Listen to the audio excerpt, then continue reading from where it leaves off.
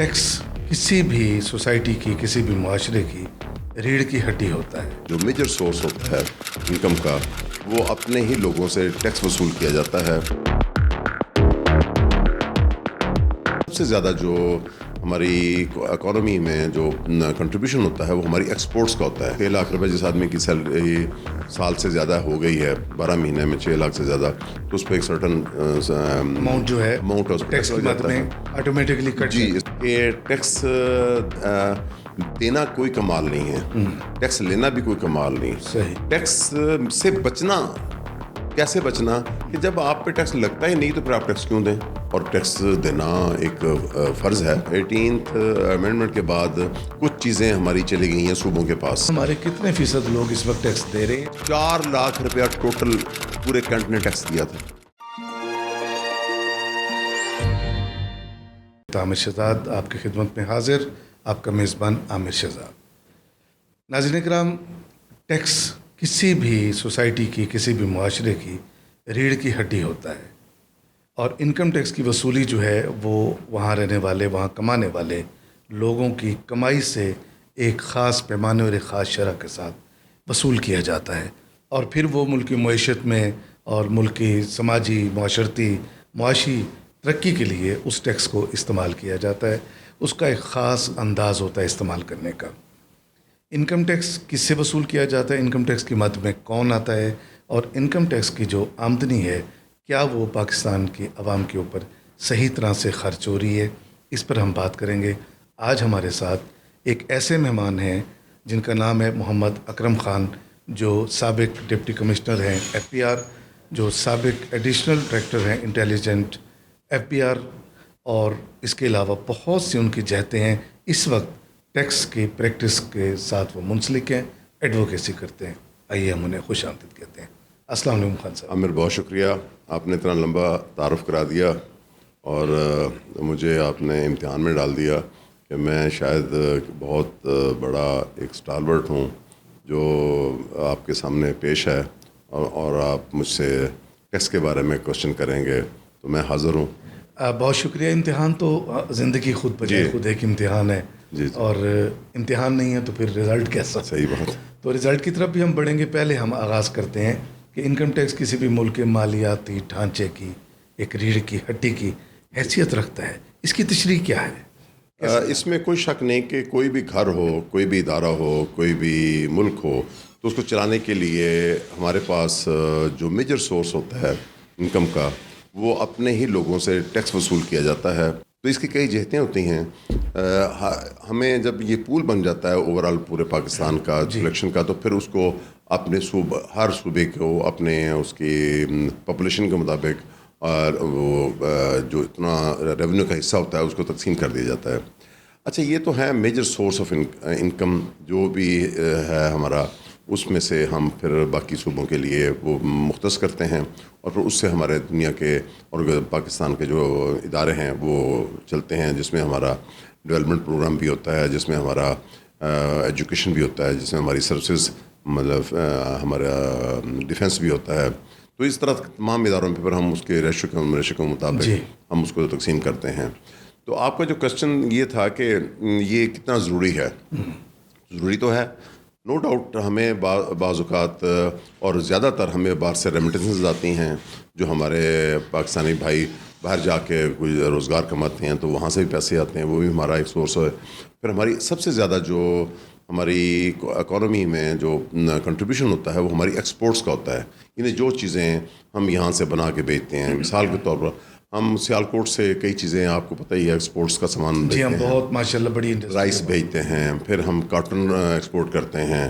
तो आपको शायद याद होगा कि प्री पार्टीशन जो फैसलाबाद को मैनचेस्टर कहा जाता था, तो ये मैनचेस्टर कहना कोई आसान बात नहीं है। इसका मतलब है कि हमारे पास कुछ ऐसे ज़खायर थे या ऐसी प्रोडक्ट्स थी जिनके तहत हम वहाँ से रेवेन्यू हासिल करते थे। तो बहरहाल आप को मैंने बहरहाल ये बता दिया। और जहाँ तक ये सवाल है कि इनकम टैक्स किस पे लगता है, पहली बात तो ये कि इनकम टैक्स की तारीफ आपको मालूम होनी चाहिए कि इनकम यानी इनकम किसी की आमदनी होगी तो उस पर टैक्स लगेगा। मतलब शरह क्या है? शरह नहीं, शरह नहीं, मैं कमाता है जो कमाता है उस पर लगता है। सही। تو اس میں سب سے پہلے جو ہم نے نوٹ کیا ہے اپنی سروس میں، چونکہ میں 38 ایئرز میں نے ٹیکس ڈپارٹمنٹ میں سروس کی ہے اور اللہ کا شکر ہے کہ مختلف عہدوں پہ میں رہا ہوں، تو اس میں مجھے اچھی طرح پتہ ہے کہ کس شعبے میں زیادہ ہمیں ریونیو آیا ہے۔ سیلری ایک ہوتی ہے، سیلری میں چونکہ آج کل 6 لاکھ روپے جس آدمی کی سیلری سال سے زیادہ ہو گئی ہے، 12 مہینے میں 6 لاکھ سے زیادہ، تو اس پہ ایک سرٹن اماؤنٹ جو ہے اماؤنٹ ہے اس پہ ٹیکس کی مد میں آٹومیٹکلی کٹ جی اسی طرح جناب بینک پروفٹ ہے اس پہ ٹیکس لگتا ہے، اور پھر اس کے بعد بزنس انکم ہے اس پہ ٹیکس لگتا ہے، پھر رائلٹیز ہیں اس پہ ٹیکس لگتا ہے۔ تو یہ کئی چیزیں اس طرح کی ہیں جس پہ آپ کو ٹیکس دینا پڑتا ہے جی۔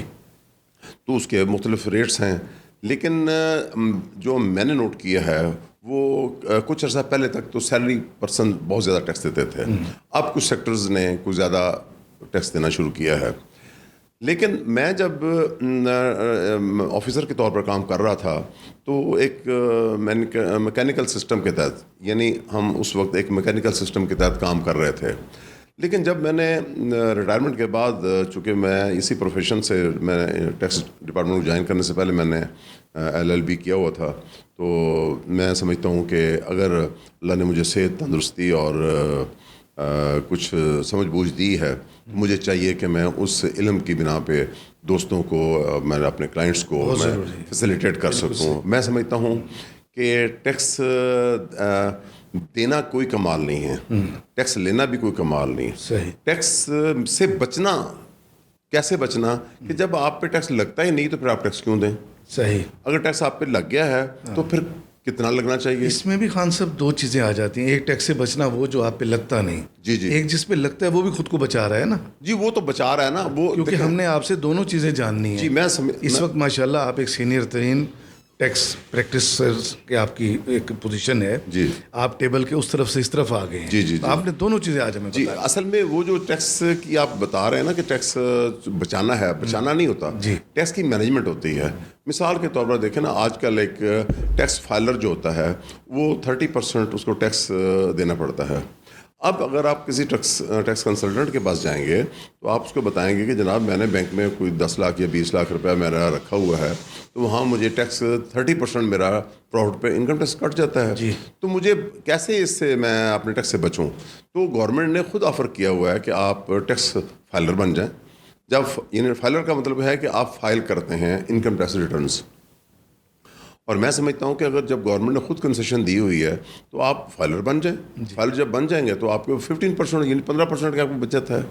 اسی طرح آپ فائلر بنتے ہیں تو پھر آپ کو سپلائز میں بھی اور دوسرے شعبوں میں بھی آپ کو ٹیکس کی بچت ہو سکتی ہے۔ بہت سہولت ہے فائلر کو۔ میں سمجھتا ہوں فائلر ہونے کے بہت فائدے ہیں۔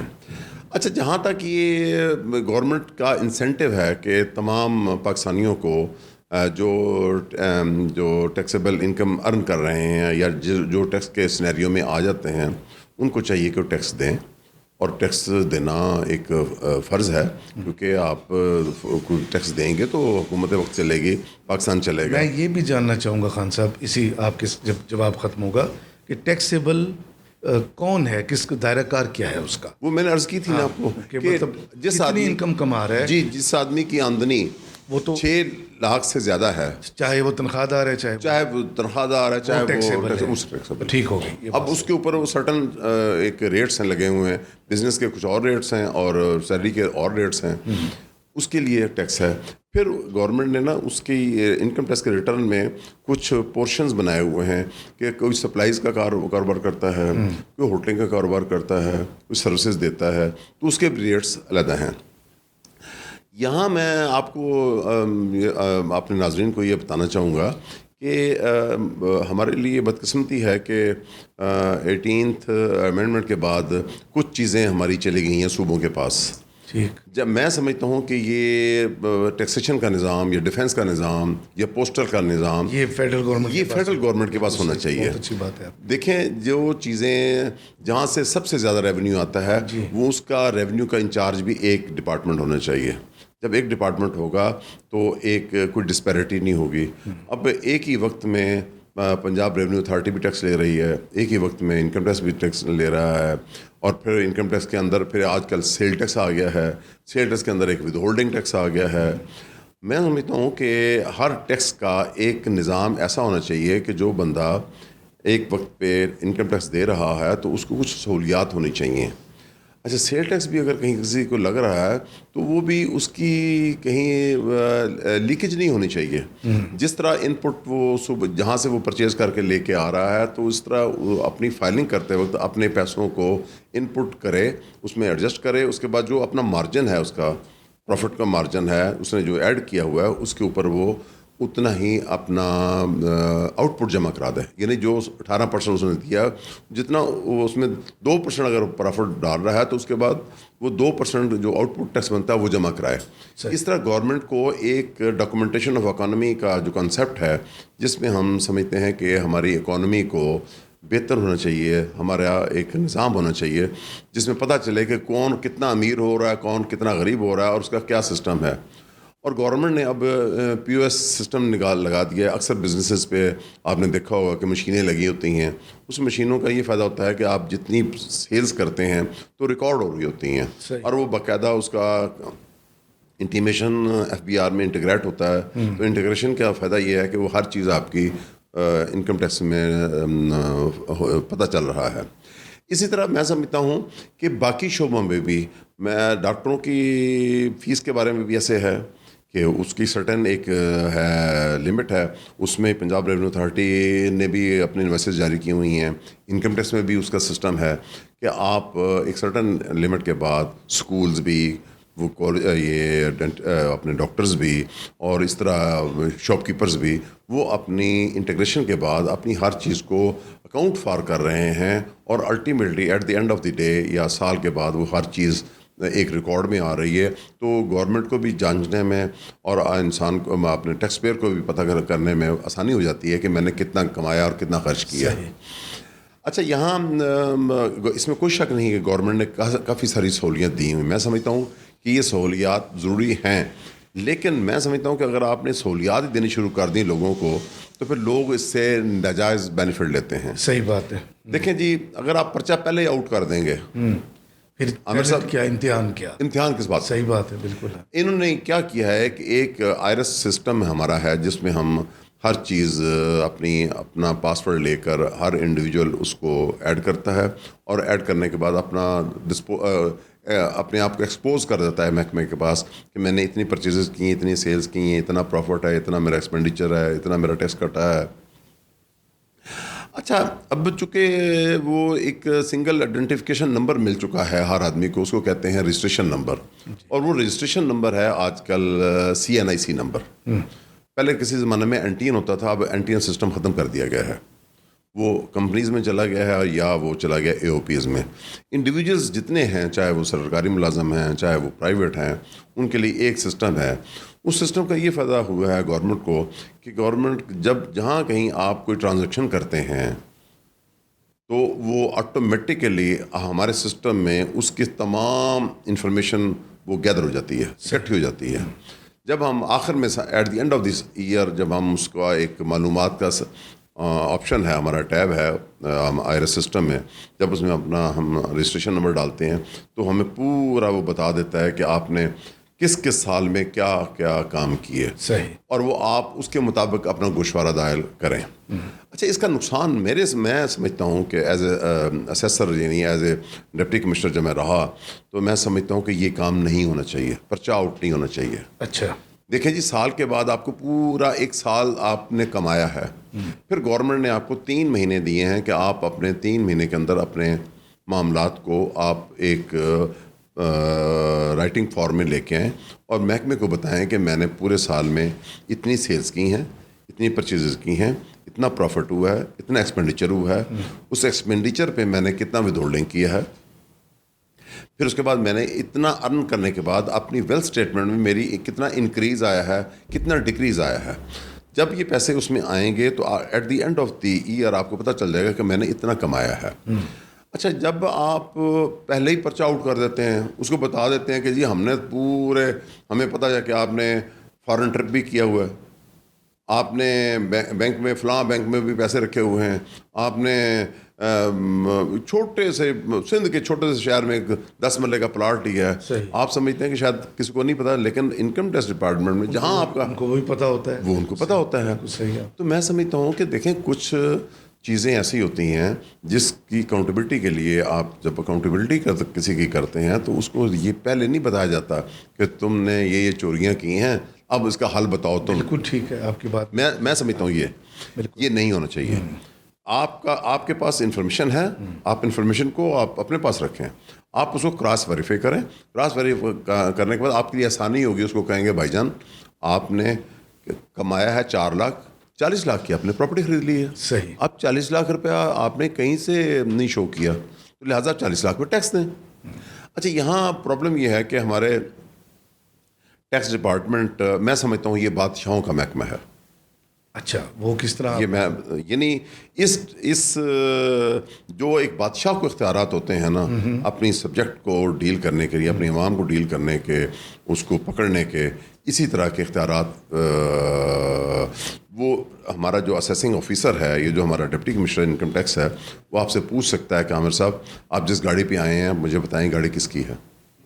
آپ نے اتنے مہنگے کپڑے پہنے ہوئے ہیں, آپ کا تو ذریعہ آمدن صرف سیلری ہے, کہاں سے آپ لیتے یہ آپ کہاں سے لکھیں؟ آپ امریکہ گئے ہیں, آپ باہر کے ملکوں میں دورے کیے ہیں, اور آپ نے فلاں ہوٹل میں شادی کی ہے بچی کی, تو وہاں آپ نے ایکسپینڈیچر لاکھوں روپے خرچ کیا ہے, وہ کیسے کیا ہے؟ تو یہ سب چیزیں پوچھنے کا جو محکمہ ہے وہ پاکستان میں صرف ہے انکم ٹیکس ڈپارٹمنٹ کا. نو ڈاؤٹ ہماری یہ جو پروسیڈنگز ہوتی ہیں یہ ایف آئی اے کی طرح وہ نہیں ہوتی کہ آپ کسی کو مار ہی دیں, لیکن at the end of the year ہمارا مقصد کیا ہوتا ہے, کس بندے سے ٹیکس وصول کریں, اس کی آمدنی کی. آخر اسٹیٹ کو بھی تو کوئی فائدہ دینا جی, فائدہ اسٹیٹ کو چلانا ہے. ایک نظام ہے, اسٹیٹ ہمارے اوپر خرچہ. تو عامر صاحب آئی ایم سوری کہ وہ میں پتہ نہیں یہ آج کا اتنا خشک موضوع آپ نے مجھے دے دیا ہے. نہیں یہ بڑا ضروری ہے. میں چاہ رہا تھا کہ آپ ہمارے ناظرین کو پتہ ہونا چاہیے کہ یہ ڈپارٹمنٹ یہ پوچھ سکتا ہے. ہاں بدقسمتی ہے. یہ بھی ضرور بتائیے گا ہمارے کتنے فیصد لوگ اس وقت ٹیکس دے رہے ہیں؟ جی وہ میں بتا رہا ہوں کہ پچھلے سال ہمارے 54 لاکھ کے نزدیک لوگوں نے ریٹرنز فائل کی تھیں. اچھا عامر میں اس کے خلاف کتنے پرسنٹ بنے ہیں؟ کچھ بھی نہیں. یہ تو آپ یہی سمجھے نا کہ 24 کروڑ ہماری عوام ہے. جی ہاں. اس کے وہ مطابق ہمیں یہ جتنی ریٹرن آئی ہیں یہ اتنی زیادہ ریٹرنیں نہیں ہیں.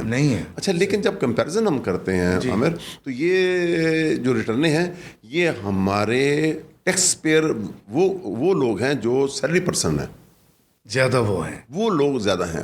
بزنس کے بہت تھوڑے ہیں. مثال کے طور پر میں یہاں آپ کو ملتان کینٹ کی مثال دوں گا. میں اس علاقے کا افسر رہا ہوں 2006 میں. اس کے علاوہ بھی کافی عرصہ میں اس علاقے کا افسر رہا ہوں, لیکن میں آپ کو اسپیسیفکلی بتا رہا ہوں کہ میں نے ایک دفعہ انالیسس کیا کہ جو ہمارا ایس پی چوک سے لے کر آپ ایک چکر لگائیں نا امپیریل سینمے کے ساتھ سے ایک گول چکر, تو یہ جتنی دکانیں ہیں تو 4 لاکھ روپیہ ٹوٹل پورے کینٹ نے ٹیکس دیا تھا. اچھا کیا وہ جو اختیار ہے ڈپٹی کمشنر کا جی یہاں استعمال نہیں ہوتا؟ نہیں دیکھیں اب تو میں استعمال نہیں کر سکتا. اس کو چاہیے تھا جس کا بھی ہے جو بیٹھا ہوا. جی اچھا اب ایک بہت اتنا بڑا ظلم ہوا ہے, میں حیران ہوں کہ CBR یا FBR سو رہا ہے یا کیا ہے. کہ پہلے آپ کو شاید یاد ہوگا کہ ٹیکس پیئرز کے لیے ایک ہتھوڑا ہوتا تھا کہ جی آپ جب گوشوارہ داخل کریں گے تو محکمہ پوچھے گا آپ سے کہ آپ نے یہ کہاں سے کمایا. اس کی ایک سرٹن ہوتی تھی ایک امیونٹی کے پاور اور سرٹن ریشو ہوتی تھی جس کے تحت ہم سلیکشن کرتے تھے 7% لوگوں کی. ٹوٹل مثال کے طور 54 لاکھ ہیں, اس میں سے 7% ہم دیکھ لیتے ہیں کہ ہمارے کتنے ٹیکس پیئر بنتے ہیں. ان کو ہم پک کرتے تھے رینڈم بیلٹ کے تحت. اب 5 سال سے وہ رینڈم بیلٹ نہیں ہو رہا. مجھے نہیں پتا کہ اس کے پیچھے کیا راز ہے کہ کیوں نہیں گورنمنٹ کر رہی. صحیح. اچھا اب وہ آفیسرز کے انہوں نے 170(4) کی پاور دے دی ہے کہ وہ خود اس کو سلیکٹ کریں, لیکن ایک آفیسر کتنے لوگوں کو سلیکٹ کر سکتا ہے جو ایک ٹھنڈے کمرے میں بیٹھا ہے؟ اس کو کیا پتا کہ ملتان میں کون سی کتنا جانتا ہوں. اچھا پھر ایک عامر بڑا مشکل یہ ہے کہ ایف بی آر میں آپ کے ذہن میں ہوگا کہ جو آفیسر ہے، انکم ٹیکس آفیسر ہے یا اسسٹنٹ کمشنر ہے، ڈپٹی کمشنر ہے یا جو بھی افسر ہیں، ان کے پاس اختیارات ہیں جس مرضی دکان پہ چڑھ جائے. نو نو نو، ان کے پاس اختیارات نہیں ہیں. ان کے پاس اختیارات ہیں جب کوئی کیس سلیکٹ ہوگا آڈٹ میں، پھر وہ کمشنر سے پرمیشن لے گا کہ میں نے فلاں دکان پہ جانا ہے. اگر تو اس کو اسپیسیفکلی اجازت ہوگی تو پھر جا کے وہ اس کو انکوائر کر سکتا ہے کہ تم نے کیا کمایا، کیا کھایا، تمہاری دکان میں کتنا مال پڑا ہے، کتنا آپ نے ٹیکس دیا، کتنا نہیں دیا. لیکن ایک ہوا شروع سے بیٹھا ہوا ہے، آپ نے شاید اپنے جوانی کے عالم میں دیکھا ہوگا، بلکہ جوان تو آپ آج کل بھی ہیں، نوجوانی کے دنوں میں جب 50-50 پروگرام ٹی وی پہ چلتا تھا تو آپ نے دیکھا ہوگا کہ وہ چھوٹے چھوٹے اسکٹس ہوتے تھے، کہتے ہیں کہ وہ نیمبو نچوڑنا، جو ٹیکس پیئر کا جو نچوڑا جاتا ہے تو اس سے ریونیو ملتا ہے. تو انکم ٹیکس والوں کا وہی کام ہے. لیکن میں سمجھتا ہوں کہ اب یہ کام مشکل ہو گیا ہے. صحیح. اب انٹیگریشن کی وجہ سے محکمہ انکم ٹیکس کے پاس سونامی ہے انفارمیشن کا. جی. آپ یہ کبھی بھی نہ سمجھیں کہ انکم ٹیکس ڈپارٹمنٹ کو پتہ ہی نہیں ہے کہ میں نے کیا کھایا، کیا پیا. آپ نے اگر کسی ہوٹل میں جا کے کارڈ کے ذریعے پیمنٹ کی ہے تب بھی محکمہ انکم ٹیکس کو پتہ ہے کہ آپ نے کتنی پیمنٹ کی ہے. آپ نے کوئی ٹکٹ خریدی ہے تو وہاں بھی پتہ ہے کہ آپ کا کتنا، آپ کے بچے نے کسی ایجوکیشن اسکول میں حاصل کی ہے اور وہاں فیس دی ہے، وہ بھی ان کو پتہ ہے. آپ نے کسی بینک میں انویسٹمنٹ کیا ہوا ہے، وہاں بھی آپ سے پوچھا جائے گا کہ آپ یہ پیسے کہاں سے آئے ہیں اور یہ اس پہ پروفٹ پہ آپ نے انکم ٹیکس دیا یا نہیں دیا. تو اب آپ یہ نہ سمجھیں کہ انکم ٹیکس ڈپارٹمنٹ بالکل اپاہج ہے.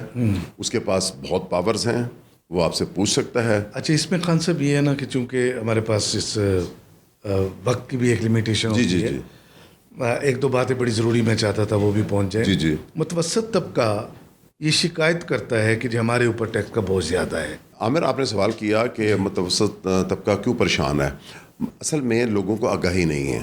لوگوں کو پتہ نہیں ڈائریکٹ ٹیکس کس کو کہتے ہیں اور انڈائریکٹ کس کو کہتے ہیں. ڈائریکٹ ٹیکس کا مطلب ہوتا ہے جو آپ نے پے کرنا ہے. جیسے آپ نے پراپرٹی خریدی ہے، آپ نے گاڑی خریدی ہے، جو اس پہ ٹیکس لگا ہے وہ آپ نے دینا ہے. یہ جو آپ نے ماچس کی ڈبی خریدی ہے یا آپ نے صابن کی ڈبی پیکٹ خریدا ہے یا سگریٹ خریدا ہے، یہ آپ پہ انڈائریکٹ ٹیکس ہے. یعنی آپ کو یہ سیل ٹیکس کے مد میں آتا ہے. لہٰذا لوگ یہ سمجھتے ہیں کہ وہ ٹیکس بھی ہم نے ٹیکس دیا. نہیں، وہ ہے ایک سیل ٹیکس جس میں آپ کو یہ ساری دنیا میں نافذ ہے تو یہ دینا پڑتا ہے. میں سمجھتا ہوں کہ آج کی اس محفل میں آپ نے مجھ سے جو سوال کیے ہیں، میں شاید آپ کو بہتر انداز میں بہت بہتر انداز میں آپ نے جواب دیا انشاءاللہ. اور پروگرام کا ایک بنیادی مقصد انفارمیشن ہوتی ہے. جی جی جی. اور وہ بہت تشنا لوگ ہیں، ان کو نہیں آگاہی ہوتی. جی جی. اچھا ہو گیا ایک سینئر آفیسر کے ذریعے جی جی آج ہمارے لوگوں تک انکم ٹیکس کے حوالے. لیکن یہاں عامر میں ایک بات بتاتا چلوں کہ بالکل کبھی گھبرایا نہ کریں. آپ یقین کریں کہ میں نے اپنی سروس میں انکم ٹیکس ڈپارٹمنٹ سے اچھا ڈپارٹمنٹ نہیں دیکھا. جہاں آپ جائیں آپ کو کرسی بھی پیش کی جاتی ہے، آپ سے عزت کے ساتھ پیش بھی آ جاتا ہے. آپ کو ممکن ہے وہ آفیسر چائے بھی پلا دے، لیکن آپ کبھی گھبرائیں نہیں اور اپنے معاملات کو بالکل صحیح رکھیں. اگر پھر نیٹ اینڈ کلین، اور پھر بھی اگر آپ کو کہیں سے صحیح معاونت نہ ملے، آپ فوری طور پر کسی ٹیکس کنسلٹنٹ سے رابطہ کریں تاکہ آپ کو ایک جیسے آپ ڈاکٹر کے پاس جاتے ہیں اس طرح کہ آپ وکیل کے پاس جائیں. بڑی شاندار بات ہے آپ نے کی خان صاحب. میں آپ کی آمد کا اور اس شاندار گفتگو پہ آپ کا شکریہ ادا کرتا ہوں. بہت شکریہ. مالیاتی ڈھانچہ ہوتا ہے ٹیکس کا نظام کسی بھی معاشرے کا، اور اس میں جب تک ہم یعنی بطور عوام میں اور آپ اپنا کردار ادا نہیں کریں گے تو معاشرے کی ترقی کے لیے ہم کوئی سبب اپنی طرف سے ادا نہیں کر سکیں گے. بجائے اس کے کہ ہم اس میں اپنا کردار ادا کریں یا ہم خدا نخواستہ روڑے اٹکائیں. یہ فیصلہ آپ نے آج کی گفتگو سننے کے بعد کرنا ہے. اپنا خیال رکھیے گا. اللہ نگہبان.